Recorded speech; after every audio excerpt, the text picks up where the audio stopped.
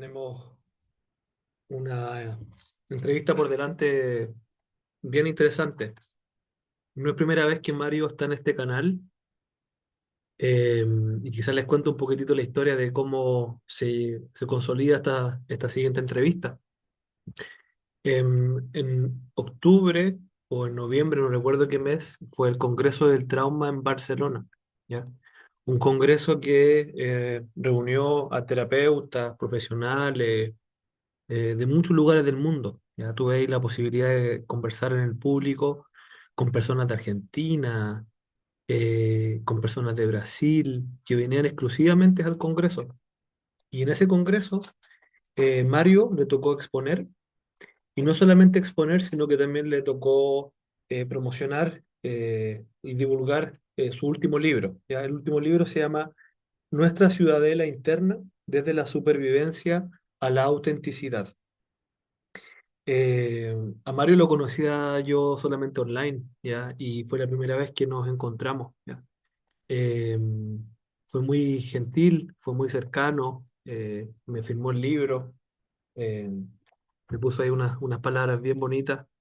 Y yo le dije que cuando terminara de leer el libro, lo iba a hacer una entrevista, y la entrevista iba a estar enfocada al tema de la DPDR, de la disociación, bajo el prisma de este libro. Este libro no solamente se me hizo grato leerlo y fue bastante explicativo y profundiza mucho en una forma de ver el trauma y la disociación que resuena mucho conmigo.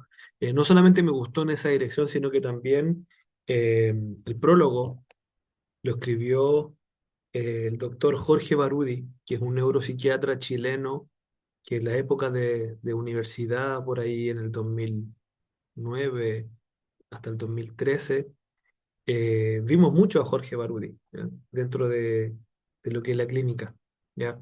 Y también Jorge Barudi tuvo su presentación en el Congreso del Trauma, ¿ya? Y fue una de mis favoritas, ¿ya? Su forma de exponer, el profesionalismo, el humor, las metáforas que ocupaba, su trayectoria. Estaba su pareja, creo, o su mujer o su acompañante, no sé quién era, pero también una persona muy amable. También por ahí me sacó una foto. Entonces, toda esa recopilación de información es lo que vamos a intentar plasmar hoy día en esta entrevista. ¿Ya? Mario Salvador, les cuento un poquitito sobre él para las personas que no lo conocen o para las personas que están viendo este video por primera vez. ¿Ya? Es un psicólogo y especialista en psicología clínica. Es codirector de ALESES, Instituto de Psicoterapia Integradora del Trauma, y de Brainspotting España. Tiene 40 años de experiencia en la práctica de la psicoterapia. Es co-creador, formador y supervisor en el modelo ALESEIA de psicoterapia de reprocesamiento del trauma. Analista transaccional y formador senior en Brainspotting por PTI. Es formador internacional en estas disciplinas para España, Brasil, Italia, Eslovenia, Ecuador, Rumanía, Rusia y Austria. Actualmente presidente de la Asociación Ibérica de Brainspotting y tesorero de la Asociación Iberoamericana de Psicotrauma. Transpotting, eso es una película. Eh, bueno, y tiene varios libros, y hoy día nos vamos a centrar en este libro, Nuestra Ciudadela Interna, ¿vale? Mario se inspiró en la ciudadela que se ubica en Málaga para crear una visión topográfica de la psique humana, ¿ya? Eh, la verdad que es bastante creativo, por ahí veo algunas similitudes con el trabajo de lo que es el sistemas familiares internos, la forma de abordar el tratamiento o la aproximación en el libro. Me resuena mucho también el trabajo de la indagación compasiva, lo cual me pone muy contento porque sentí como la clínica desde la indagación compasiva se ve reflejada en un libro, y Mario le pone mucha de su experiencia personal, pone varios ejemplos ahí, hace una recopilación bien bonita en su libro. Este fue un libro que me terminé en la época navideña, eh, que fue un refuerzo bien importante a lo que ya se está haciendo en trabajo de trauma y disociación. Así que voy a intentar guiar a Mario en las preguntas, sobre todo en temática de disociación, de DPDR, ¿ya? Si bien puede ser que esta conversación vaya en otras direcciones también, porque es un placer hablar con él, voy a intentar al máximo y volver siempre al centro de la conversación, que es la disociación, ¿ya? A diferencia de hace 2 años atrás cuando lo entrevisté, esta vez estoy bastante tranquilo, no hay nervios en el estómago, no hay temblor de manos, no hay boca seca, no hay nada. Por ahí me da gusto también darme cuenta de cómo me voy sintiendo cada vez más cómodo en lo que son las conversaciones con profesionales que por ahí de repente admiramos y luego ya los conocemos y nos sentimos cada vez más cómodos en estas experiencias. Así que ojalá que lo disfruten, ojalá que les sirva.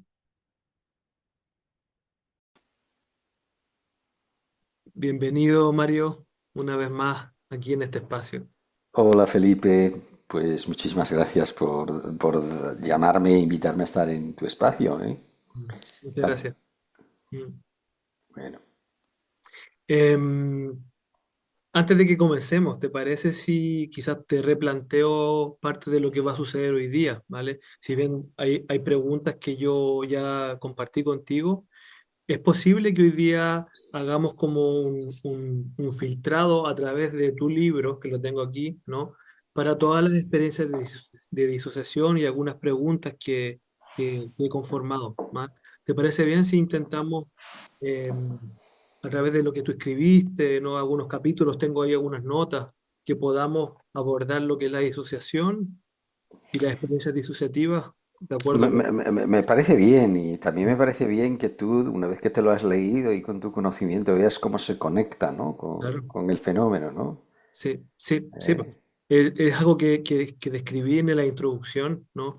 Que me fue un libro muy rico también a nivel gráfico, ¿no? Me gustó mucho que hayas hecho un intento de poner de forma gráfica la ciudadela, ¿no?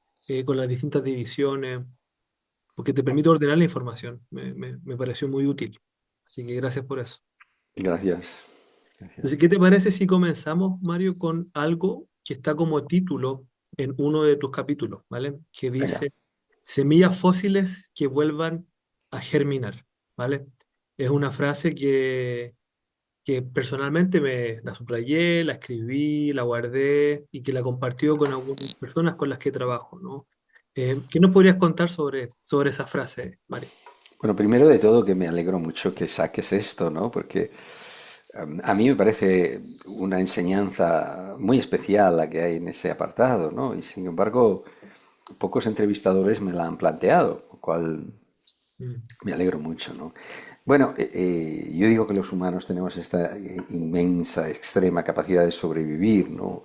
Que a veces implica poner nuestro mundo efectivo y nuestras necesidades en hibernación, en nuestro estado de hibernaje, ¿no? mm, Porque si vivimos en un ambiente familiar, crecemos de poco, muy poco amor o incluso ausencia de amor, no podremos hacerlo de otra manera más que tratar de suprimir, de hibernar, ¿no? Y de aletargar este mundo de nuestras necesidades, ¿no? Claro, creo que hay algunos ejemplos, porque, por ejemplo, los osos lo hacen esto de una manera natural. En invierno se van a sus cuevas a hibernar porque hay poco alimento, ¿no? Y mm. como un acto de inteligencia, bueno, si no consumo en invierno cuando no hay alimento, me despierto en la primavera y entonces lo devoro todo lo que puedo, ¿no? Pero los osos ya vienen programados para este mecanismo de supervivencia. Los humanos no, ¿no? Hacemos esto de una manera extraordinaria, pero al mismo tiempo, pues es un acto de inteligencia de supervivencia para vivir con poco, vivir con lo mínimo, con casi nada, ¿no? A la espera de que haya un mejor tiempo, a la espera de que crezcamos. Es este fenómeno, ¿no? Las personas que tienen este mecanismo pueden luego referir como que hay una parte muerta dentro de ellos, ¿no? En realidad, si pensamos de una manera naturalista, y yo me defino cada vez más como un terapeuta naturalista, no hay nada muerto. Nos morimos cuando nos morimos. Hacemos estas cosas extremas, ¿no? Pero, y también tantos pacientes que vienen a las terapias dicen, bueno, esto no tiene cura, voy a estar siempre así o deprimido para siempre. Estas expresiones que escuchamos, ¿no? Así que he puesto en este capítulo un poco esta nota de esperanza, porque esto está en la naturaleza, ¿no? Estos investigadores que fueron primero unos chinos y luego otros muchos que encontraron semillas ellos creían que en estado fosilizado, ¿no? Semillas de 2500, 3000 años, ¿no? En estratos muy profundos, en tierras de Siberia, ¿no? Claro, lo que se les ocurrió es poner estas semillas que llevaban 2500, 3000 años en este estado de fosilización y lo colocan en una tierra fértil, le riegan, da el sol y la maravilla de todo esto es que después de 3000 años vuelven a brotar.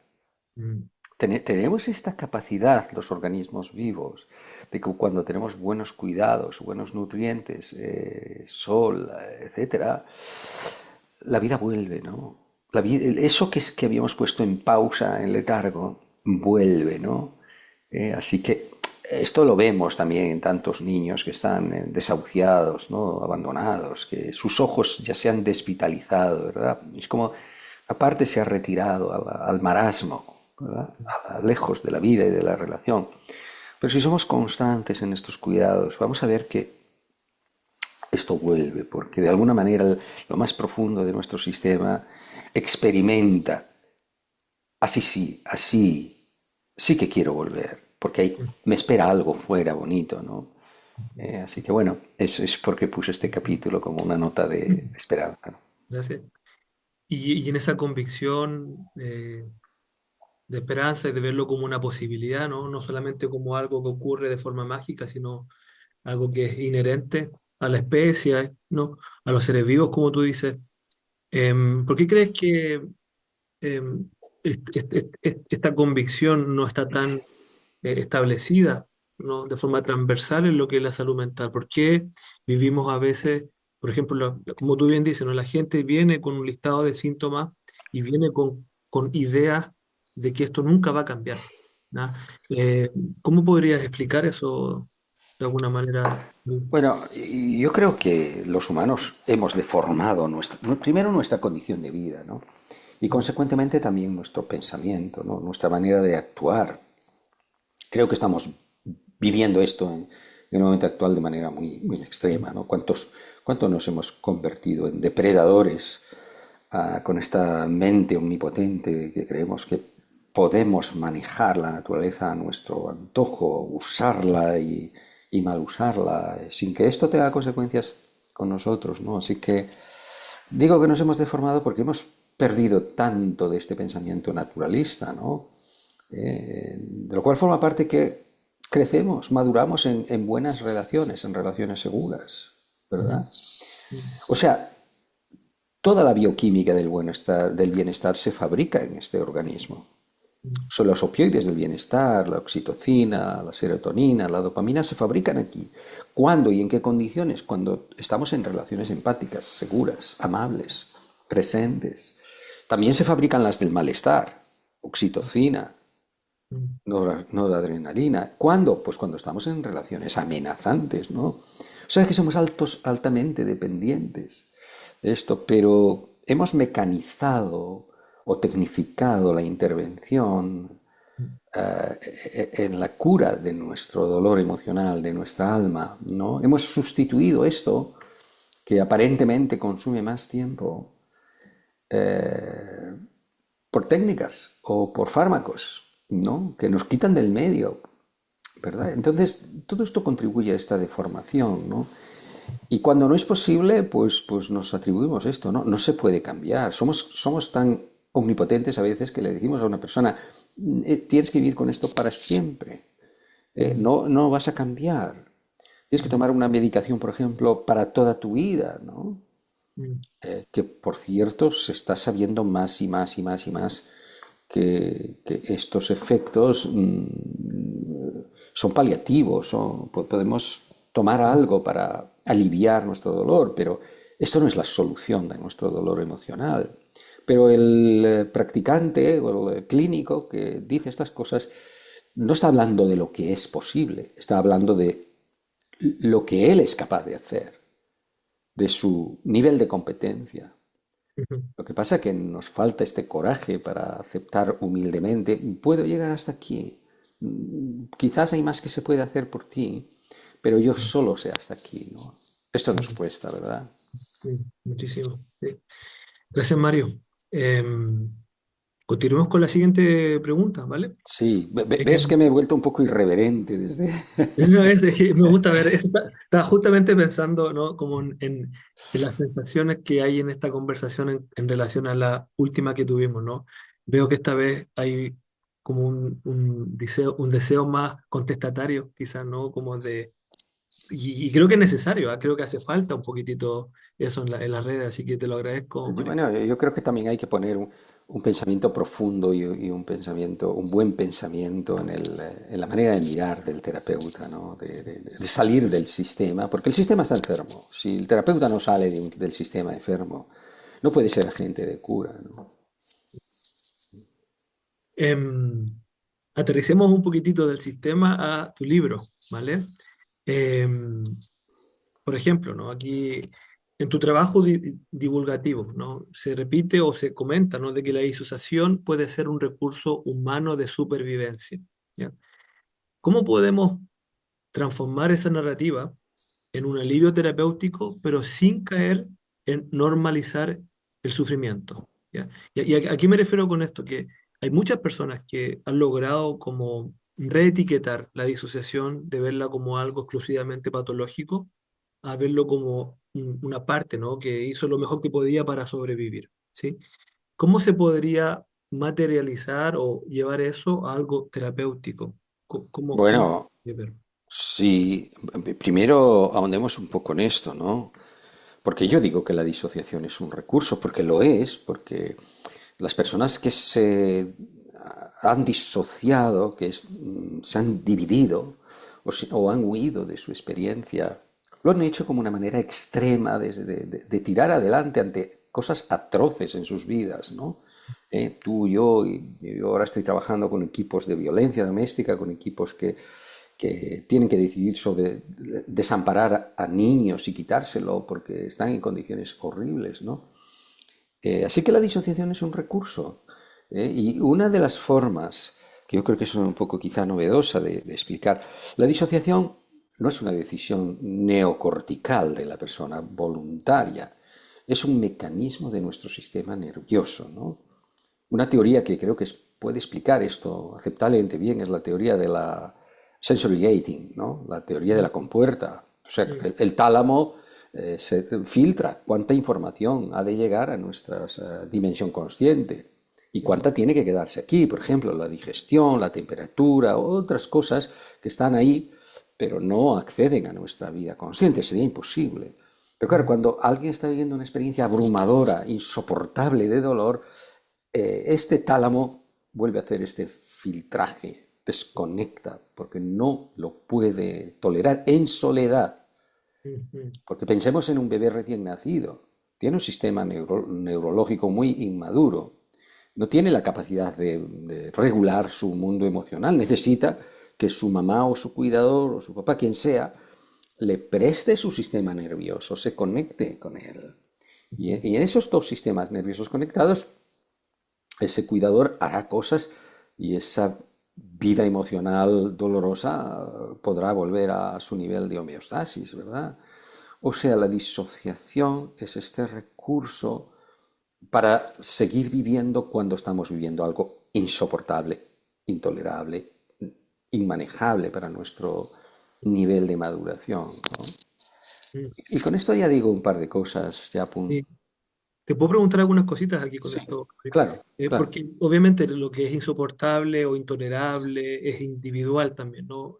Para una persona, una experiencia de humillación, por ejemplo, ¿no? Una vergüenza muy grande puede ser algo tremendamente intolerable, como para otra persona puede que no lo sea, ¿no? O como para una persona un ataque de pánico puede ser algo tremendamente intolerable que le cambie la identidad, pero para otra persona puede que no. Entonces, em, ¿cómo podrías, hiciste alguna jerarquización aquí? ¿Estamos hablando de solamente traumas con la T grande, como se dice, o esto incluye eh, experiencias de dolor generalizable. No, estamos hablando para usar esta nomenclatura, estamos hablando de traumas de T pequeña, o sea, trauma acumulativo, ¿no? Claro, todo esto depende de la historia previa que tiene la persona, del nivel de resiliencia. Y la resiliencia tiene que ver con la calidad de las relaciones en las que ha vivido. Ujú. Porque es así, maduramos en las relaciones, ¿no? Nuestra arquitectura cerebral se configura dependiendo, altamente dependiente de la calidad de las relaciones, también del nivel madurativo. Evidentemente, no va a ser igual de potencialmente traumatizante algo para el bebé que para el niño si tiene 2, 5, 10, 15 o 20. Aún así, todos tenemos un umbral de ruptura, ¿no? Incluso las personas que tienen una preparación especial para cuerpos especiales, los torturadores siempre van a saber cómo romperlos, ¿verdad? Depende de esta correlación, de esta relación entre mi capacidad de tolerancia y la fuerza y la amenaza de la agresión, no importa, ¿no? Ahora, he dicho, o podemos sacar también dos conclusiones en esto que estoy diciendo, ¿no? La disociación ocurre bajo dos circunstancias. La primera es que es algo insoportable para el nivel de maduración y las habilidades de enfrentarse a ello de la persona. La segunda es la ausencia, vivir eso en ausencia de alguien que nos protege, nos conforta, estas dos condiciones. O sea, la disociación implica que huimos de nuestro dolor, incluido nuestro cuerpo, porque no hay otro con quien estar conectado y que nos protege y luego nos calme y luego ayude a que todo ese dolor pueda ser procesado. Y tenemos que trabajar con esas dos condiciones. ¿Cómo hacer algo que pueda ser tolerable para poder estar en ello y ser vivido en conexión social con un terapeuta ahora, ¿no? Si estamos en una terapia, pero podría ser con un cuidador, con un Ujú, amigo, ujú, ¿no? ujú, Así que vamos a buscar, mi enseñanza va en esta dirección, yo más y más soy un terapeuta altamente relacional, así que digo, porque hay otros compañeros que enseñan de la disociación de otra manera, ujú, incluso asustando a los terapeutas, cuidado, cuidado, que no se te desregule esto y lo otro. ujú, No veo nada mal en usar este tipo de técnicas. Lo que sí veo malo es en asustar al terapeuta, que es el cuidador. Porque ujú, si mi sistema nervioso como cuidador está ujú, alterado, inseguro, asustado, ¿cómo se va a apoyar el otro en mi sistema nervioso? Porque esto es percibido, esa neurocepción del paciente está oliendo si mi cuidador, le hace mi terapeuta, es capaz de sostenerme, es capaz de quedarse conmigo. ujú, Va a ir conmigo a estas profundidades del dolor o no? ujú. Porque si es que no, esto ya me lo conozco, este camino de que no hay nadie ya me lo conozco, y para esto me disocio, ¿no? Así que voy a trabajar, usar mucho la relación, como digo a mis estudiantes, vosotros pertenecéis al presente de vuestro paciente. Sois una adquisición del presente, ¿no? Si la persona puede volver a esa vivencia de togetherness, de conexión, está enraizado porque estás en el presente. O sea que la relación, la conexión, es una experiencia de enraizamiento, de mantenerse con una conciencia suficiente de que hoy aquí yo no estoy solo, aunque esté viviendo y sintiendo algo que viene, incluso muy doloroso, pero viene de otro tiempo, ¿no? Ujú, ujú. Gracias, Mario. Las experiencias reparatorias, ¿no? Poder entregar esa reparación de lo que faltó de alguna manera en el contexto terapéutico. ¿Mm? Em, En una parte sí, mm, la otra es cómo desarrollar la capacidad, me gusta como lo dice Van der Kolk, no buscamos la recuperación de recuerdos, buscamos cómo ayudar a la persona a estar y escuchar sus emociones dolorosas, a estar en ellas, escucharlas. Tienen una información que dar, ¿no? Ayudarles, que hoy aquí esto no está pasando, no pertenece aquí. ¿Sabes? También es común en todo trauma y traumatización la experiencia o la creencia de no hay nadie, estoy solo. Sí. Así que tenemos que construir esta otra experiencia complementaria de ahora estoy con alguien y puedo mirar aquello, aquel dolor o terror en el que sí estaba solo, ¿no? Em, Hay mucho miedo en las personas que, por ejemplo, consultan por temas de disociación, ¿no? Personas que se describen como me siento alejada de mí misma, no me reconozco, mi voz me parece rara, mis recuerdos me parecen lejanos, ¿no? Y hay mucho miedo a estar volviéndose loca, como en sus propias palabras, ¿no? ¿Qué explicaciones, quizás neuropsicológicas o experienciales, se dan para reducir terror, vergüenza, humillación, desde los inicios de la terapia? Bueno, a mí me gusta, yo cuando doy algunas píldoras psicoeducativas las doy en la relación Ujú, y conectadas con lo que está pasando, lo que está viviendo la persona, ¿no? Porque me gusta hacerlo en sintonía, ¿no? No me gusta hacer una psicoeducación aleccionadora o dar una conferencia, ¿no? Yo no creo que la terapia es una conversación. La terapia ha de ser todo el tiempo algo experienciado, ¿no? Así que puedo colocar algunas de estas píldoras, ¿no? De que nuestro sistema nervioso, cuando estamos viviendo algo insoportable, se desconectó, ¿no? O que si uno no se siente en el cuerpo es porque la parte de uno que todavía vive en el cuerpo vivió cosas difíciles, ¿no? Y que marcharse del cuerpo o la mente que no se siente en el cuerpo o el alma que no se siente en el cuerpo, busco esto como una forma extrema de escapar cuando el cuerpo no podía escapar, por ejemplo, ¿no?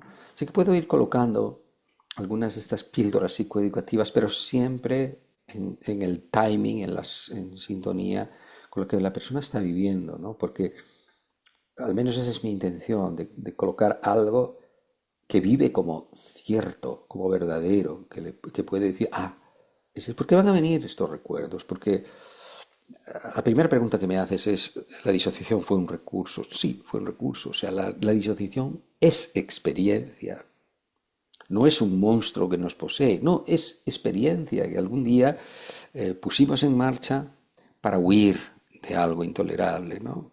ujú. Entonces voy a empezar a colocar cosas como esto, ¿no? Si te marchaste de este cuerpo, si no lo sientes, es porque alguna vez esto fue la única manera que tenías de escapar de una situación muy dolorosa Mm, y dejar tu cuerpo allí mientras tú podías estar en otro lado, ¿no? Y voy ujú. a ver cómo va respondiendo a todo esto, ¿no? Porque voy a ir adaptando estas píldoras o estas, como tú has dicho, esta psicoeducación, a cómo la va tomando, ¿no? ¿Eh? Y la vamos co-construyendo. Todo esto es una experiencia que vamos co-construyendo, porque hago esto con la mano también como una forma de ejemplificar que estamos ayudando a la persona a volver a quedarse, ¿no? ¿Verdad? Porque puedo decir, bueno, te has marchado del cuerpo, no lo sientes, pero tu cuerpo está ahí debajo todavía, ¿no? Así que has encontrado esta forma de huir y lo hiciste bien, pero y probablemente lo hiciste bien porque estuviste muy solo, muy sola, allí donde pasaron las cosas feas, ¿no? Pero ahora no lo estás. Puedes quedarte. Podemos ir juntos a esto, ¿no? Así que voy a hacer todo lo posible por... Y luego si quieres puedo poner un ejemplo de trabajo con esto, ¿no? Pero voy a hacer todo lo posible porque la persona se quede en la relación, vuelva al presente conmigo y vamos a trabajar como... y juntos a todo lo que está en ese cuerpo del que se desconectó, ¿no? Ujú. En el libro se cita, bueno, como muchos terapeutas, ¿no? Se cita a Pierre Janet, ¿no? Y con la frase apropiarnos de nuestra propia experiencia, ¿cierto? apropiarnos de nuestra propia experiencia. ¿Nos podrías contar un poquitito sobre esta frase, ¿no? ¿Cómo aplicaría también a esto que está mostrando y a lo que estabas explicando ahora? Bueno, ya me conoces un poquito, sabes que yo soy muy janetiano, ¿no? Me gusta, bueno, porque entre otras cosas Janet hace más de 100 años hablaba de esto, Mm, de este fenómeno del estrés postraumático y la disociación de forma impecable, o sea, hemos añadido cosas, pero él mm, ya lo describía de una forma bastante vigente, ¿no? mm, También decía Janet, ¿no? Y en la época de Janet esto del mindfulness no estaba de moda, no se hablaba de mindfulness, ¿no? Pero él decía ayudar a nuestros pacientes que puedan estar teniendo una experiencia pero no siéndola, ¿no? mm, Estaba hablando de cómo ayudarles a colocarse en ese estado de metarreflexión del observador, ¿no? De que estar sintiendo una emoción muy fuerte, muy dolorosa, no es lo que son, es lo que experimentan, ¿no? Porque ese es el trabajo a hacer, ¿no? Yo digo en el libro también que hay una inteligencia para sobrevivir y parte de esa inteligencia para sobrevivir es huir de aquello que nos daña, ¿no? Claro, luego esto se convierte en un mecanismo y las sensaciones y emociones conectadas con aquel momento, pues nos están informando y recordando lo que pasó. Y luego huimos también de nuestras propias emociones o finalmente de nuestro propio cuerpo, ¿no? Eh, pero no podemos aplicar la misma lógica que usamos para sobrevivir, para curarnos, ¿no? Muchos pacientes vienen a los terapeutas, dicen cosas como quítame esta ansiedad, quítame el miedo, quítame la tristeza, ¿no? Fíjate, lo digo así porque si escuchamos bien, ya estamos escuchando un idioma, un lenguaje de la ablación, ¿no? Quítame esto. ¿Eh? Yo siempre pongo este ejemplo un poco absurdo para ponerlo, amplificarlo un poco, ¿no? Si a mí me duele el corazón porque tengo señales de infarto, no me voy a mi cardiólogo y le digo, quítame el corazón, ¿no? Le digo, a ver qué pasa en mi corazón, cuídalo, trátalo, míramelo. No venimos a la terapia con esta misma lógica, ¿verdad? Es decir, a ver, algo está pasando con mi miedo, mi tristeza, no lo conozco, ayúdame a ver qué me dice, ¿no? Huimos de él. Nos queremos desapropiar de nuestro sufrimiento, ¿no? Esta es, insisto, la lógica con la que hemos sobrevivido algún día, ¿no? La lógica para curarnos es volver amablemente a mirar nuestro sufrimiento, para escucharlo, nuestras emociones dolorosas, ¿no? Esto forma parte de esto que dice Pierre Janet, ¿no? Yo lo desarrollo así, pero el trabajo en una psicoterapia profunda es integrar esto, las partes de nosotros que todavía registran el sufrimiento, están conectadas con él, para que puedan decir lo que no pudieron nunca, ¿no? Y este es el trabajo, cómo vamos a integrar estas partes nuestras que primero hemos apartado, ¿verdad? Y cómo vamos a apropiarnos de nuestra experiencia, a habitarla, porque es nuestra, no es un alienígena que se ha metido en nosotros y nos posee, ¿no? Es una parte de nosotros que nos está esperando, ¿no? Por ahí leí también un mantra en el libro y que lo subrayé, ¿no? Que ponía, acepto lo que rechazo en mí, porque también soy yo, ¿sí? También me gustó mucho y lo guardé en mi bolsillo de alguna manera, ¿no? Mm, Bueno, va en la misma dirección de esta pregunta anterior, ¿no? mm, Apropiarme de lo que es mío, mm, ¿no? Esa es la palabra de Janet. Janet también usaba otra palabra que me gusta, era poseer nuestra experiencia, ¿no? O yo he añadido esto, habitar mi experiencia, ¿no? mm. Porque mi experiencia, cuando está liberada del trauma, las sensaciones, emociones, lo que están haciendo es informar de mis estados internos, ¿no? Son la brújula que me guía en mi vida, ¿no? Mm, mm. Gracias. Em, Volvamos ahora de nuevo un poquitito, bajemos de nuevo a la ciudadela interna, ¿no? Sí, sí. Em, por ejemplo, en el libro, ¿no? Se plantea un mapa de desarrollo interior. y paso de la supervivencia a la autenticidad, ¿no? Sí que ahora me mencionaste que tenías un ejemplo, ¿no? No sé si este ejemplo aplica para esta pregunta, pero si aplica sería genial. ¿Cómo se ve ese tránsito en un paciente, por ejemplo, en disociación? ¿Vale? ¿Cuáles serían los marcadores de que esta persona está transitando este camino hacia una mejora o hacia una integración o hacia una reconexión, si quisieran llamarle? Bueno, es una pregunta bien amplia, ¿no? Bueno, parte del lema de todo el libro es de la conexión hacia la desconexión, la supervivencia y la protección. Porque el primer sistema para manejar nuestro mundo emocional es la conexión social. Acudimos bueno, originalmente a nuestra mamá o a quien nos está cuidando como fuente de regulación de nuestra vida interna, ¿no? Cuando esto ha fallado, porque esa mamá era violenta, era deprimida, era irritada o era fría, ¿no? Nadie se puede conectar con algo frío, ¿no? Entonces nos retiramos y empezamos a desarrollar mecanismos para tratar de autorregularnos que no sean tan dependientes o incluso nada dependientes de la relación con el otro, ¿no? Vamos a ir con miedo, en el menor de los casos, con precaución. Vamos a inhibir nuestra espontaneidad, ¿no? Eh, entonces, muchas veces que traemos a supervisión pacientes muy desregulados, ¿no? Con emociones muy desbordadas, ¿no? Nos están diciendo que esas emociones son vividas en soledad, no en conexión, ¿verdad? Y entonces el primer trabajo, la primera intención terapéutica es como ayudarle a volver a la conexión, a sentir que no estás solo con eso, ¿no? Que esas emociones vienen fuertes como flashbacks emocionales porque necesitan contar algo que no pueden contar habitualmente, ¿no?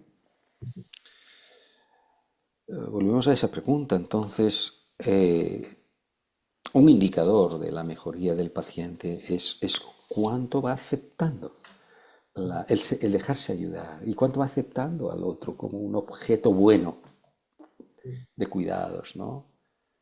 Cuánto su sistema nervioso no está transfiriendo, percibiendo que ahora también el terapeuta le va a abandonar, le va a dejar, se va a cansar de él, le está juzgando, etcétera, etcétera, porque todo esto está reactivando o es como nuestro sistema nervioso está recordando y transfiriendo algo que no pertenece a la relación Ujú, con este terapeuta de ahora, suponiendo que este terapeuta de ahora no haga cosas dañinas, claro, que los hay. ujú, Sé que este es un indicador, ¿no? de, de cómo la persona va también diferenciando que quien le está ayudando hoy es alguien nuevo, distinto, que está y que está de verdad y que es un antídoto de su dolor que fue vivido cuando estaba en soledad, ¿no? ¿Verdad? Digo esto porque a veces hacemos sesiones buenas, muy efectivas, ¿no? O aparentemente efectivas, pero cuando la persona se va a casa solo otra vez se vuelve a desregular, ¿no? Porque si miramos ese dibujo de la topografía,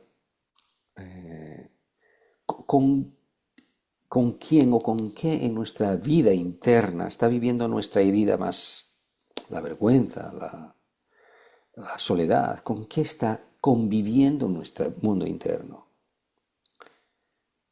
Pues no tengo ahora aquí el libro, pero en el dibujo se ve, está conviviendo con el introyecto que representa a los cuidadores que me hicieron daño.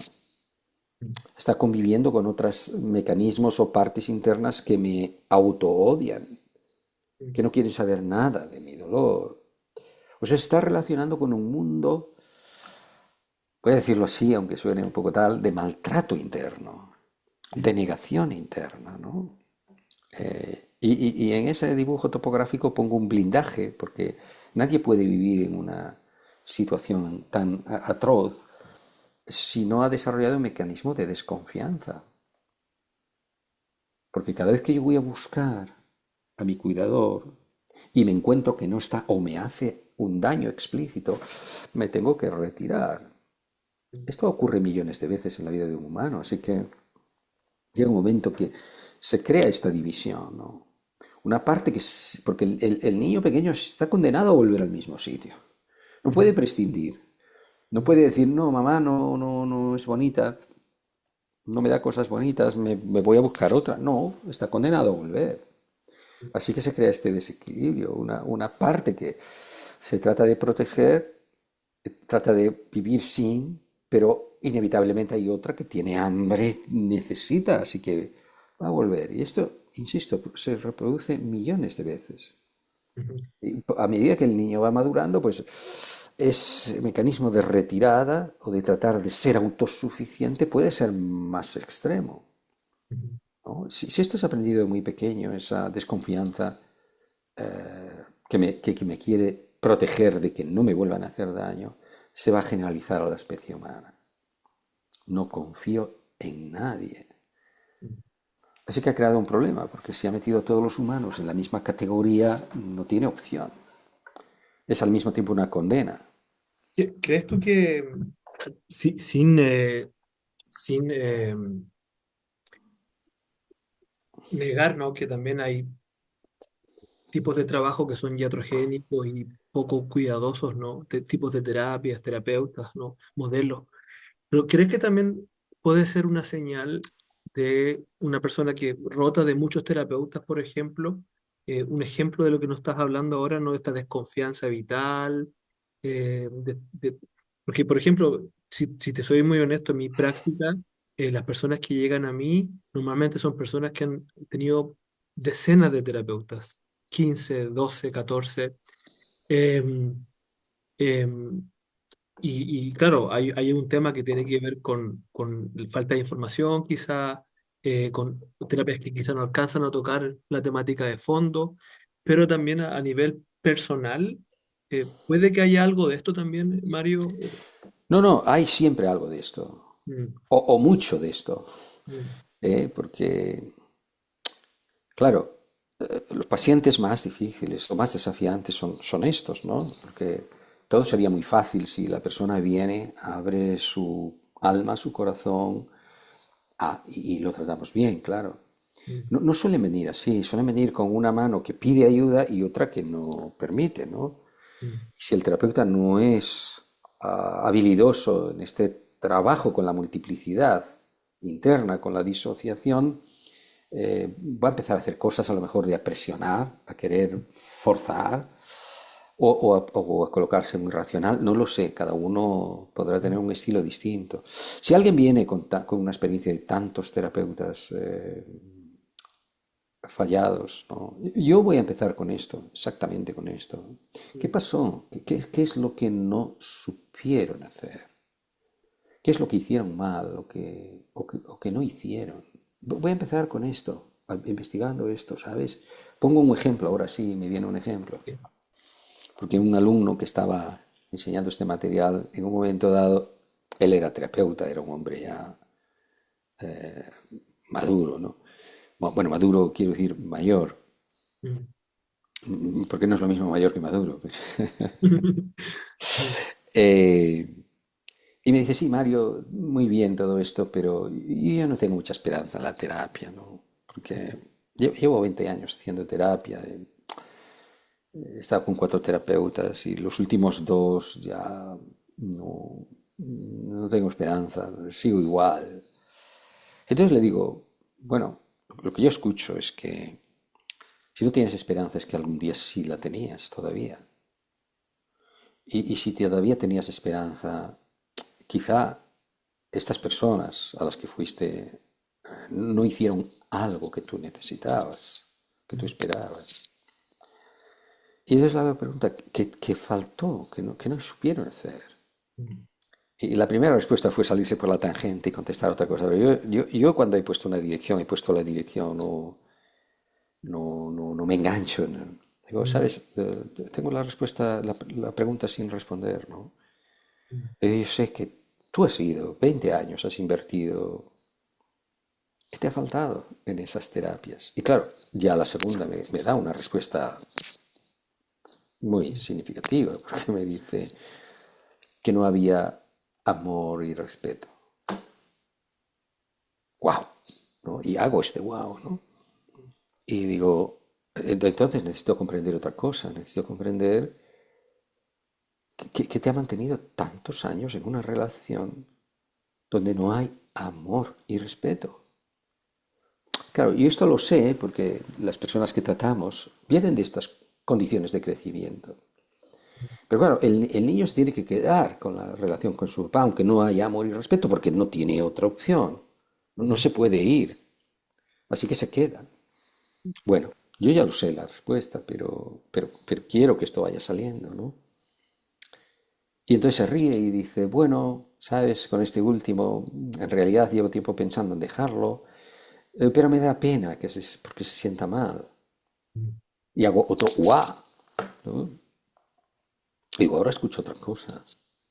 Ahora estoy escuchando cómo en tu vida has tenido que cuidar tú de quien tendría que cuidarte a ti. Bueno, y continuamos por aquí porque estamos abriendo toda un área de exploración y de experiencia, ¿no? Pero el hombre se empieza a emocionar y a recordar cómo tenía que cuidar a su propia mamá, que estaba tan deprimida y a veces era tan violenta.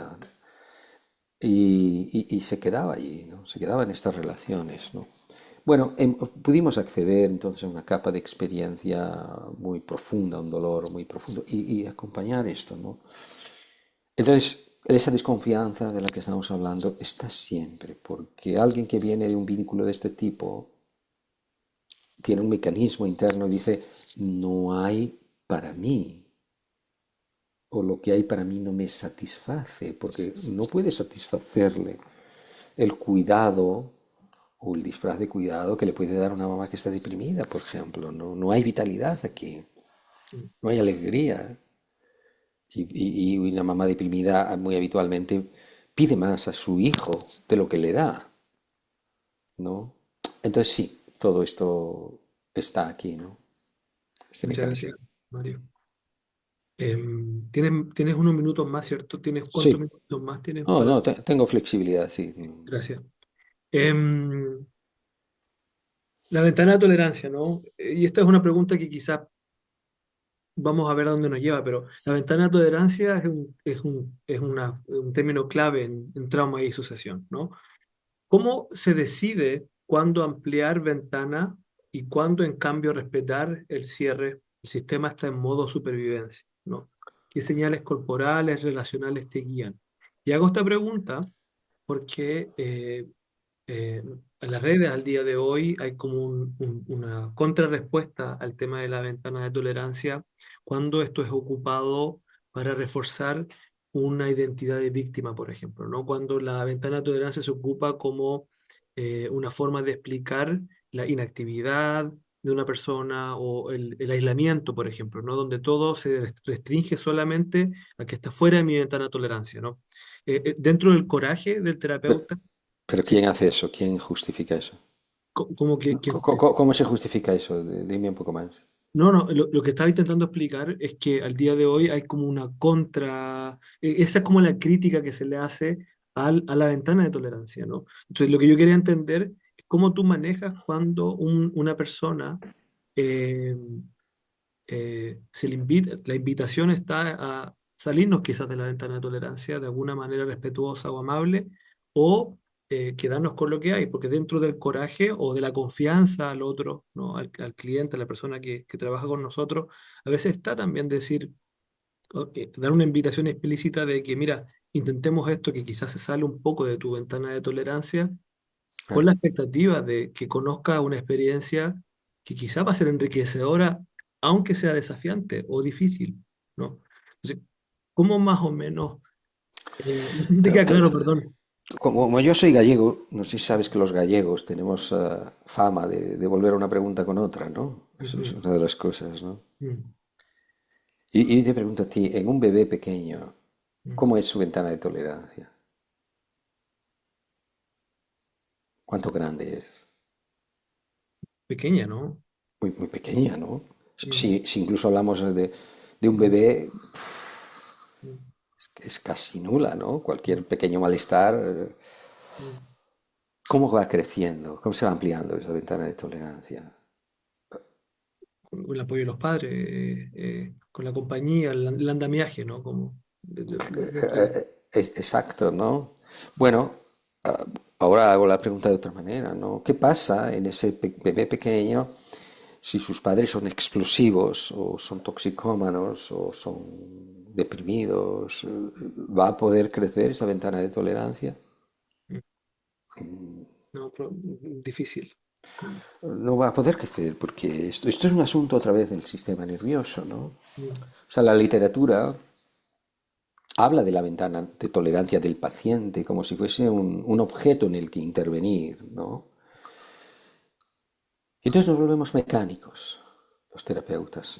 Y no que conste que no estoy en contra de las técnicas, estoy en contra de las técnicas usadas fuera de la relación. mm, ¿Eh? Pues yo pregunto, y yo superviso muchísimos terapeutas, muchos grupos, ¿no? ¿Cómo está la ventana de tolerancia del propio terapeuta? ¿Cuál es la ventana de tolerancia del terapeuta ante el sufrimiento del paciente? Entonces vemos, hay tantos terapeutas que se vuelven ansiosos, que están asustados, que se vuelven inseguros, que se vuelven hiperactivos en hacer cosas, ¿no? Y esto normalmente no comunica una cosa muy calmante al ujú, sistema nervioso del otro, ¿no? Así que lo que quiero poner aquí es que la ventana de tolerancia de un ser humano o un mamífero, para ponerlo más genérico, está mm, íntimamente relacionado con la ventana de tolerancia de su cuidador. mm, ¿Verdad? Yo tengo un ejemplo personal en esto porque hace años era navegante, navegaba a vela, navegaba por un lugar que es Finisterre, no sé si conoces en España este. no, no, no Finisterre conozco. está en la esquina noroeste. Mm, Allí, bueno, es un sitio que pega muchísimo viento, así que estaba pasando con una embarcación, con unos compañeros. Era bastante novato yo, aquello se puso muy feo, vientos muy gordos, olas enormes, aquello era como una cáscara de nuez que entraba debajo del agua, mm, salía. Íbamos, bueno, yo iba aterrorizado. mm, Claro, tampoco estaba en esta situación de trauma porque no me puedo escapar. Si me tiro al agua me muero y si me quedo aquí probablemente también me muero. mm, Así que en un momento dado miro al capitán, al que iba llevando el timón de aquella embarcación y me quedé atónito. Iba fumando literalmente un puro habano. mm, El tipo, ¿no? Iba, mm, claro. Entonces había una confusión porque los datos que venían de mis tripas eran terribles. Pero los datos que venían de mis ojos era decir, bueno, pero este tío no está nervioso, no está intranquilo. Si se fuma un puro habano, no está pensando que se va a morir, mm, ¿no? Entonces estos dos fuentes de datos entraron en, ¿no? Yo le digo, oye, ¿por qué no nos volvemos y tal? Dice, no, no, puede. mm, Claro, entonces ese terror en el que yo estaba, no digo que desapareció, fue mm, manejable. mm, Porque digo, bueno, yo estoy aquí cagado de miedo, pero este sabe lo que estamos haciendo, lo que hay que hacer, está tranquilo. Así que él estuviese en esa ventana de tolerancia expansiva, ¿verdad? Me permitió que mi sistema nervioso se apoyara en el suyo, ¿no? Entonces, otra vez ves que siempre pongo un poco el mismo principio, ¿no? Porque no hay una ventana de tolerancia en el paciente que está funcionando en un vacío, claro. está funcionando en un contexto, ¿no? Mm, Entonces, lo que queremos conseguir en la terapia es que toda experiencia del otro pueda ser y sentirse vivida en compañía, que hay un otro que está, mm, que hay un otro que sabe lo que hay que hacer, que hay un otro que va a ir con nosotros hasta nuestros propios infiernos y vamos a ir juntos en ello, ¿no? Y en este viaje juntos hay algo nuevo y diferente. Porque este viaje fue hecho en soledad tantas veces, miles de veces, como no fue hecho es junto con un otro, ¿no? Que está. Y esto es una condición nueva para nuestro sistema nervioso. Entonces tenemos que dosificar esto. ¿Cuánto el otro nos acepta? ¿Nos está aceptando o nos está evitando lo suyo propio, pero también evitando lo otro, ¿no? Tenemos que trabajar con estas variables y dimensiones Y esto, bueno, en pacientes gravemente dañados, claro, no ocurre en las primeras sesiones, esta construcción de este vínculo. Así que vamos despacio. Eh, Podemos también dosificar, ¿no? Porque el cerebro de la persona muy traumatizada y que viene de traumas de apego ha recorrido la misma vía, la misma red neurológica millones de veces, la del malestar y la desregulación. La que no ha recorrido demasiadas veces es la de vivir algo acompañado. Así que esto es débil, ¿no? Y tampoco ha podido escapar, porque así que podemos dosificar y a veces ayudar a la persona a decir, bueno, vamos un ratito a esto, pero cuando sea demasiado para ti, ven a mí o Mm. hablemos de otra cosa. Así que ir y marchar también es una manera que estamos modelando una condición que estamos ofreciendo a este cerebro, a este sistema nervioso, de que no tiene por qué quedarse más tiempo de él. Puede venir, puede salir, puede hablar de otra cosa, puede observar, puede mirarme a mí, ¿no? Y es una huida diferente, no es la huida para no volver nunca más al dolor, es un marcharse para descansar, recuperar fuerzas y cuando está suficientemente calmado, poder volver un ratito. Quizás eso se puede ir expandiendo, ese ratito, en ese tiempo, ¿no? Lo tenemos que calibrar los terapeutas, cuánto la persona puede estar de una manera sostenible en esas emociones duras, cuando tenemos que guiarlo, a decir, ven otra vez a mí, hablemos de qué estabas haciendo la semana pasada, lo que sea, ¿no? Sí. Ya hago también esta pregunta como porque no sé si estás consciente de esto, ¿no? Pero hay como una, bueno, siempre ha habido, pero ahora es más visible esta guerra entre enfoques, ¿no? Guerra entre enfoques clínicos, ¿no? Por ejemplo, conductual, cognitivo-conductual versus tal, ¿no? Y dentro de la narrativa de, por ejemplo, lo estratégico breve, dentro de la narrativa de lo, terapia de exposición con prevención de respuesta, ya está esta idea de planificar exposiciones, ¿no? Independiente de esta idea de ventana de tolerancia. De hecho, esa idea como que se saca de encima de la mesa, ¿no?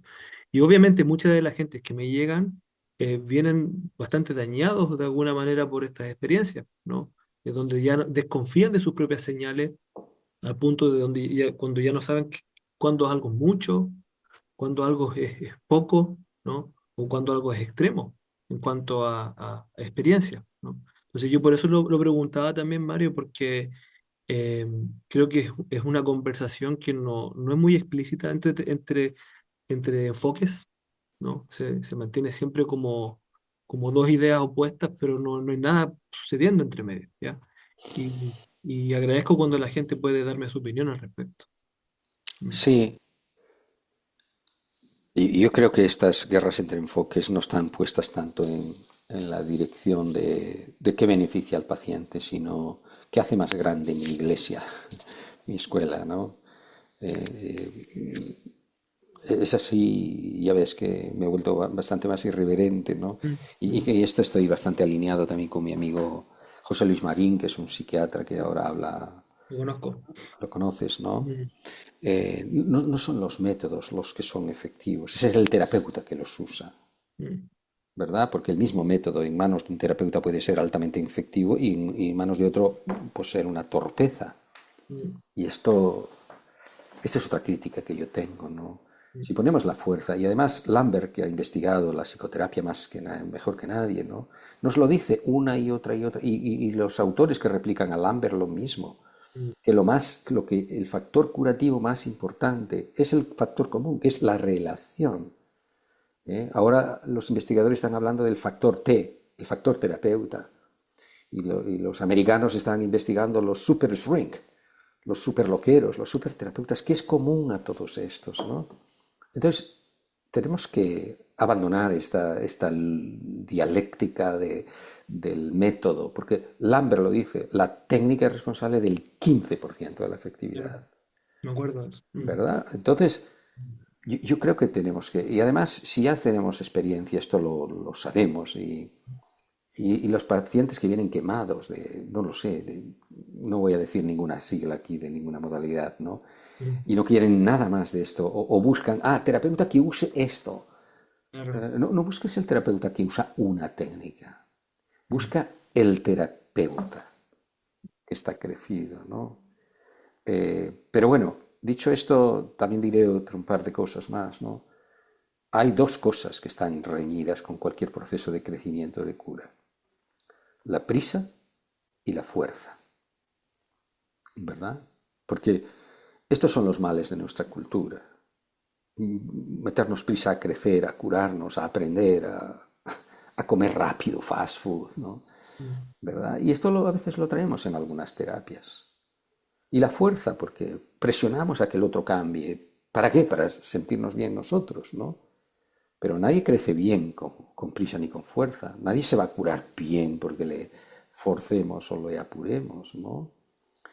Así que hay muchas terapias también que se están vendiendo estos argumentos.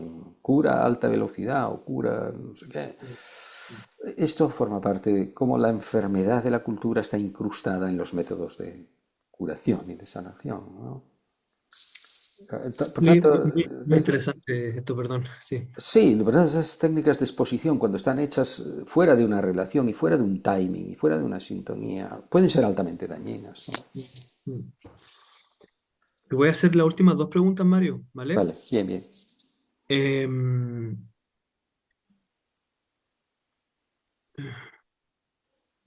bueno, en realidad la pregunta que tengo ahora va más orientada. Algo que me gustó mucho en tus libros es la topografía del bienestar. ¿Ya? Me dio mucho gusto poder encontrar algo que se relacionara con el bienestar, ¿no? Pocas veces se escribe sobre el bienestar. Bueno, se escribía mucho con la ola de la psicología positiva, pero de una forma extraña. Ahora, tu libro me gusta mucho como tú lo escribes, ¿no? Habla sobre cómo la energía de la supervivencia va un poquitito a minar la energía del crecimiento y de la sanación también. ¿Nos podrías contar un poco más sobre esta topografía del bienestar? Sí, sería bueno, no tengo libro de enseñar el dibujo para que la gente lo vea, ¿no? A ver. Eh, bueno, esta topografía del bienestar es la puesta en positivo de lo que antes fue la topografía de la supervivencia, ¿no? Pongo ahí en este dibujo, en este óvalo, pues ahí está, ¿no? Bueno, no sé. Ahí está, ¿no? Cómo se organiza la vida interna cuando estamos suficientemente sanos. Y aquí tenemos en la parte de arriba de la izquierda del dibujo, he puesto los permisores y las protecciones, ¿no? Mm, Tenemos permiso en la vida interna de sentir lo que sentimos, de pensar lo que pensamos. Y también tenemos maneras de protegernos adecuadamente, porque las defensas, cuando nos curamos, no tienen que desaparecer, tienen que hacerse flexibles, ujú, porque nos tenemos que poder proteger también de personas y de cosas que hacen daño. Tenemos que elegir, no quedarnos, ¿no? mm, En la parte de la derecha arriba, pues coloco lo que antes eran máscaras sociales, coloco adaptaciones sociales, ¿no? Si queremos tener una buena vida, pues tenemos que ser amables con los demás, tenemos que tratarles bien, tenemos que ser altruistas, generosos, ¿no? Esto nos ayuda a construir buenas relaciones y un buen ambiente, ¿no? Como dice el Dalai Lama, mm, servir a otros, dar a otros, es cuidarnos a nosotros mismos, porque si creamos un buen ambiente, el ambiente va a cuidar de nosotros, ¿no? mm, Así que es un acto egoísta al final, dice él, mm, palabras mm, del Dalai Lama, ¿no? Pero también pasa por esa conexión con nuestra vida interna, nuestras emociones naturales, ¿no? Que nos informan. Todas tienen un programa, una información que darnos, la alegría para celebrar, la tristeza para informarnos que nos está faltando, el miedo para decir que puede ser peligroso. Entonces estamos conectados. Este es el primer requisito para tener una buena vida, ¿no? Vivir conectados, vivir unificados, ¿no? Amar nuestra experiencia, porque es nuestra. Está aquí para ayudarnos, ¿no? Vivimos en estos cuerpos y tenemos que... Los cuerpos nos dan información, ¿no? Así que esta reconexión, que es el buen trabajo ideal de un buen proceso curativo, es lo que nos permite como brújula movernos bien en la vida, ¿no? escuchar también, también hablo en ese capítulo, ¿no? Un poco de escuchar la voz de nuestra alma, ¿no? Hacer una vida que nos da sentido, ¿verdad? O al menos en partes importantes de nuestra vida, aquello que nos da sentido, aquello que responde a lo que genuinamente somos cada uno, ¿no? Cada uno somos diferentes. Tenemos talentos para hacer cosas diferentes y podemos alinear lo que hacemos, cómo vivimos con esos talentos, con esas cualidades, pues evidentemente nuestro bienestar va a estar más alineado, va a estar más respondiendo a lo que genuinamente somos cada uno, ¿no? Mm. Gracias, Mario. Y la última pregunta que tengo, en realidad, más que una pregunta, es una observación y a ver si me ofreces tu interpretación o me ofreces Sí. tu punto de vista, ¿vale? Eh, en el libro también, y creo que también en los otros libros, se hablaba un poquitito de este yo nuclear y el desarrollo de nuestro observador compasivo, ¿no? Sí. Em, las personas que, por ejemplo, hablan de no, no me siento yo, me siento como observador, no me siento separado de mí. ¿Cómo podrías quizás hablarnos un poquitito sobre este yo nuclear y el observador compasivo dentro de este contexto de disociación o de despersonalización? Bueno, volvemos a las palabras de Pierre Janet, ¿no? Mm, Estas dos grandes enseñanzas que refería aquí, ¿no? Enseñar a nuestros pacientes a que pueden estar teniendo una experiencia pero no siéndola, que puedan mm, observarla, ¿no? Ese es el trabajo de nuestra corteza prefrontal en su dimensión de meta-reflexión, de estar, de conocer nuestra experiencia, de escucharla, ¿no? Y esto es neurológico también, o sea, esta es un área de integración, de experiencia, de información, ¿no? Así que yo aquí en mis libros, en mi literatura, hablo de este observador como la esencia de lo que somos, el ser esencial, ¿no? mm, Que es aquello que somos antes de tener experiencias relacionales, antes de que me hubiesen puesto el nombre de Mario o a ti Felipe, ¿no? mm, Antes de que tus padres te lo hubiesen puesto o a mí, yo ya soy, tú ya eres. Luego vamos poniendo, adquiriendo o adoptando etiquetas y definiciones que forman nuestras ideas del yo. mm, Pero antes de tener estas ideas del yo ya somos, ¿no? Entonces es esta dimensión que es conciencia y que es conciencia amorosa, conciencia compasiva. mm, Porque es una dimensión de nosotros, esto es en las prácticas espirituales, pues es claro, ¿no? Algunas prácticas llaman el, el terreno de la tierra fértil, ¿no? mm, O Rigpa, o bueno, tiene muchas denominaciones, pero es este observador, es conciencia de quién somos, conciencia de nuestros pensamientos, conciencia de nuestras emociones, conciencia de nuestro cuerpo, de nuestra respiración, es conciencia, pero responde a esta tarea, a esta área del cerebro, que es mm, un gran área de integración, ¿no? De abrazar la experiencia para que venga, para escucharla, para que pueda, ves, en el trauma, nuestra experiencia se bloqueó, se frenó, el flujo de la vida, de la vitalidad se frenó. Lo que queremos hacer en una terapia es que eso se ponga en movimiento, para que se exprese, se complete, se transforme y sea observada por una dimensión nuestra y por un otro, un terapeuta u otro, que la acepte radicalmente, ¿no? Así que esto es lo que hablo cuando hablo de este ser esencial o esta dimensión de conciencia. Tú haces mm, referencia a este yo nuclear, que mm, lo coloco más como el yo mamífero idiosincrásico que cada uno somos, ¿no? mm, Que responde a nuestras emociones naturales.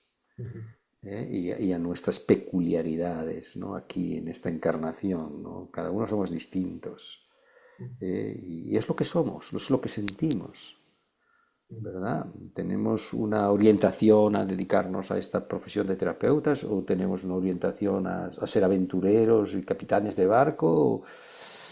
Cada uno va a ir por un sitio distinto. Esto es lo que nos hace diferentes, especiales, ¿no? Como un campo de flores. Tenemos ahí 100.000 amapolas y miraremos y ninguna es igual, ¿no? Y esto es lo que nos define como humanos especiales, ¿no? Este yo nuclear, con el que fuimos dotados de talentos, cualidades, características diferentes. Muchas gracias, Mario, por tu tiempo. Quiero que sepas quizás un dato que es relevante igual, ¿vale? Mucha gente que ve este canal, por ahí estuve viendo algunas estadísticas, la gente que ve este canal, primero que todo lo ve muy tarde en la noche, ¿ya? Ahí a las 1 o 2 de la mañana, y muchas personas que lo visitan buscando alivio, ¿no? Buscando información, buscando entendimiento. Imagínate una persona que está a las 2 de la mañana, ¿vale? Sufriendo estos síntomas, disociación, miedo, desconexión, ¿vale? Sé que, sé que quizás una píldora de psicoeducación no es lo que estoy buscando ahora, pero si te acercaras al dolor de una forma amorosa, ¿vale? ¿Qué es lo que te gustaría transmitir a todas estas personas que visitan este canal, a todos los familiares de las personas que visitan este canal, Bueno, buscando alivio, Mario? bueno, lo primero es que si están sufriendo, pero están escuchando este canal, es que al menos una parte de ellos tiene esperanza en la ayuda, ¿no? Y elige este canal y no otro tipo de informaciones, porque debe de encontrar aquí algo que responde y que le alivia, le conforta, ¿no? Eh, yo he dicho muchas cosas en esta charla, en esta entrevista, ¿no? Como mantenemos a veces las cosas buenas y bonitas fuera porque no las hubo en nuestras vidas y tuvimos que aprender a vivir sin ellas, porque no sabía. Y buscar algo que no hay duele, ¿no? Así que una primera cosa es recibir cuando es bueno, cuando lo que uno escucha o otros le dan es bueno, recibirlo, aunque sea en pequeñas dosis, ¿no? Porque esto es lo que es nuestra obligación, tomar lo que es bueno y rechazar lo que es malo, ¿no? Así que si están escuchando esto, ya están tomando algo, están aquí por algo, ¿no? Permitirse identificar en el cuerpo cómo está sentando el escuchar esta enseñanza, estas cosas que decimos, ¿no? ¿Está empeorando las cosas o está aliviando el dolor, ¿no? Y retenerlo, porque nuestro organismo se ha acostumbrado, que si venimos de situaciones malas, se ha acostumbrado a introyectar, a retener las cosas duras, malas, dañinas. Tenemos también que aprender a retener esto, ¿no? Ponernos un poquito dentro, ¿no? Y orientar también nuestros procesos de atención, ¿no? ¿Qué hay que es bueno en nuestras vidas de hoy, ¿no? Porque a veces también hay cosas buenas, pero hay una parte que se está diciendo no, no es de verdad, se va a cansar de mí, me va a dejar, va a encontrar a alguien mejor. Yo qué sé, pongo ahí un catálogo de cosas, ¿no? Mm. Bueno, explorar esto, ¿no? Poner qué hay de bueno en mi vida de hoy, ¿no? Algún amigo. Eh, También lo que yo he desarrollado de mí mismo como fruto de mi supervivencia, ¿no? En qué me he hecho también bueno a mí mismo, ¿no? O sea, empezar a poner estas cosas también ahí en mi entorno, ¿no? En las paredes, por ejemplo, fotos de personas que están, que me muestran su estar, su amor, su apoyo, ¿no? Colocarlo, porque eso pertenece a mi presente, ¿no? No estaba en mi pasado, pero pertenece a mi presente, ¿no? O tengo un hijo o hijos que me quieren, o puede ser que una pareja que me quiere, ¿no? Colocar todo esto, guiar nuestros procesos de atención a aquello que hoy podemos tener como positivo, ¿no? Quien lo tenga, ¿no? Y siempre hay algo de positivo, ¿no? Y quizá lo último, pues, bueno, esto no es fácil hacerlo solo, yo ya lo sé, no le recomiendo a nadie que haga un trabajo de cura solo, porque solos ya, de ahí ya venimos, ¿no? Eh, Buscar a alguien que nos ayude bien, que acepte nuestra experiencia de una manera radical y que vaya con nosotros a nuestra herida, ¿no? Dejarnos ayudar. Mm. Muchísimas gracias, Mario, por tu tiempo. Eres muy gentil con tu conocimiento y la verdad que estoy eternamente agradecido, ¿vale? A ver si futuros libros hacemos la misma, ¿no?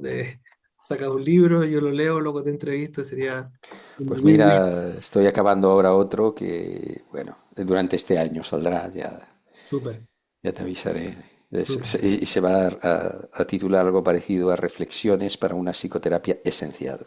Ok, bien, Sí. me gusta de antemano. Te deseo lo mejor. Ya vas de vuelta a España, ¿no? ¿O estás en España ya? No, ya estoy en España, sí, Estás en España, estoy en ok. España, sí. Bueno, que disfrutes tu tiempo, Mario. Gracias por todo, ok. Un abrazo y gracias a todos los que nos estén escuchando. Espero que haya dejado alguna semilla útil por ahí. Gracias. Chao, chao, Mario. Bueno, se fue Mario. Muchas gracias a todas las personas que están viendo el video hasta este minuto, ¿no? No, nos extendemos con Mario en la conversación. Es una persona muy rica en conocimiento, en experiencia, sabe utilizar muy bien las palabras y, y tiene muy desarrolladas todas estas aristas, ¿no? Como terapeuta, como supervisor, como divulgador, como escritor, eh, es capaz de transmitir una idea con claridad y es algo que verdaderamente admiro, ¿ya? Espero que esta interacción sirva como recordatorio, ojalá que hayan llevado algunas ideas importantes sobre esta inteligencia para sobrevivir, que se habló, ¿no? La apropiación, apropiarnos de nuestra propia experiencia, acercarnos amablemente al dolor, sobre las condiciones relacionales necesarias para que los intentos de solución fructifiquen, la diferencia entre el modo de sobrevivencia y el modo crecimiento, el yo nuclear, ¿no? El observador compasivo. Faltaron algunas cositas que quise preguntar, pero también me imagino que habrán otras oportunidades, ¿vale? Simplemente repetir una frase que creo que es esencial hoy día, que es acepto lo que rechazo en mí, porque también soy yo, ¿vale? Creo que es algo que estoy aplicando a mí últimamente también, con mis cositas. Así que muchas gracias por esta interacción. Chao, chao.